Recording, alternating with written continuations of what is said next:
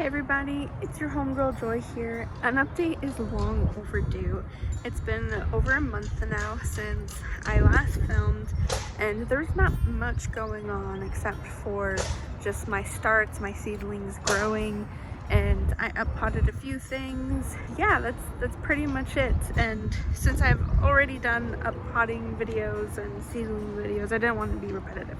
So anyways, this is gonna be the first garden tour, if you will, of the season because I have things in the ground now. I have seedlings sprouting and I'm really excited to show you.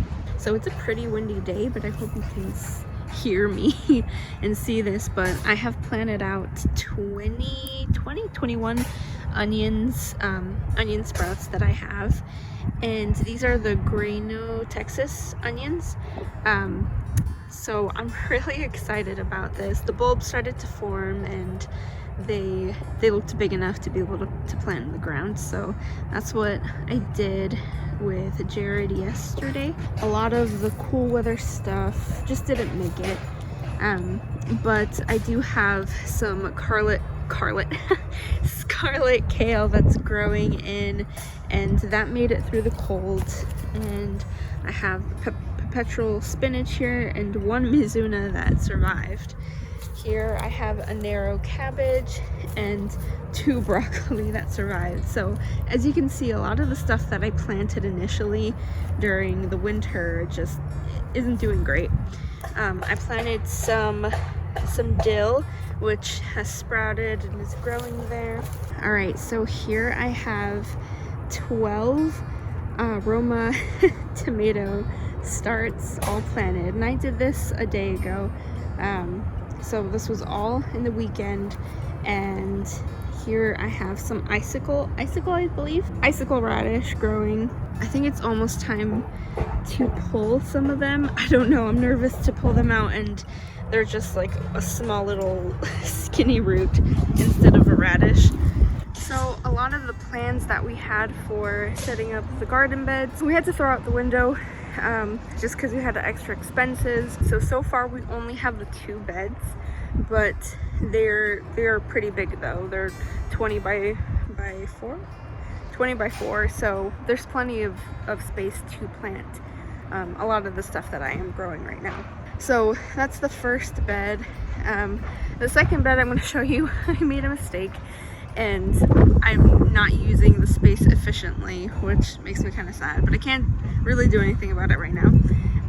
But I'm going to show you what I did. Alright, so here I have 8 tomatillo plants on this side and 8 beefsteak tomatoes here with 3 pesto dill. So the dill we actually bought at, I believe it was Lowe's, but as you can see, I did not plant this in this bed efficiently. I should have done this row closer to the center, and same with this, so this could trellis up together and I would have room to grow a bunch of low growing crops. But that was just a mistake that I made. I was on a time crunch and I wasn't thinking and just stuck them in the ground, and it's a little too late now, but there are other things that I can still grow in between them.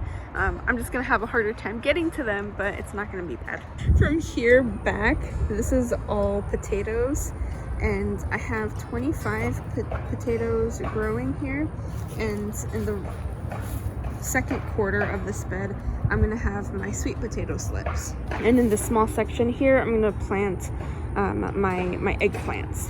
So I'm not gonna plant my peppers in ground. I'm gonna grow them in pots, and I want to overwinter some of them. So that's gonna be the best way to be able to kind of just get them inside quickly when it starts getting cold.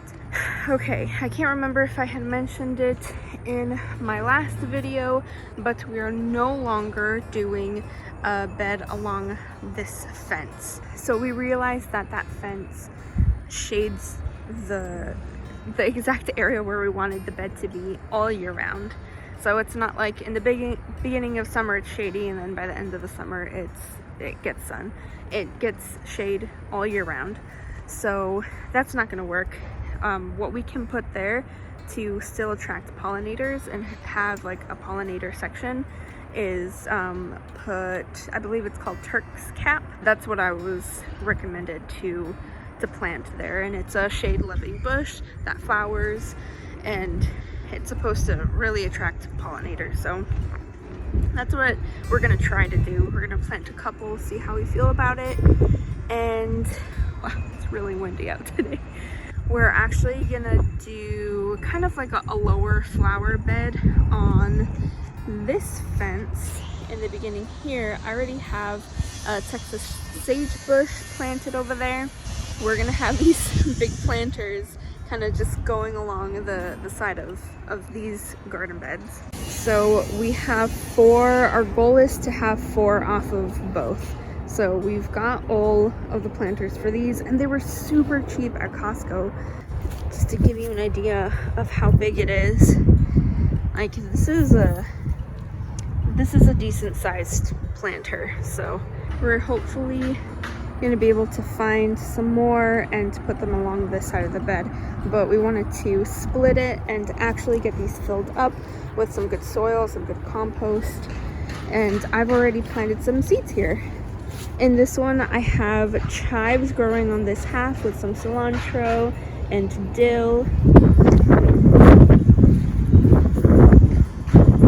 So windy, oh my gosh.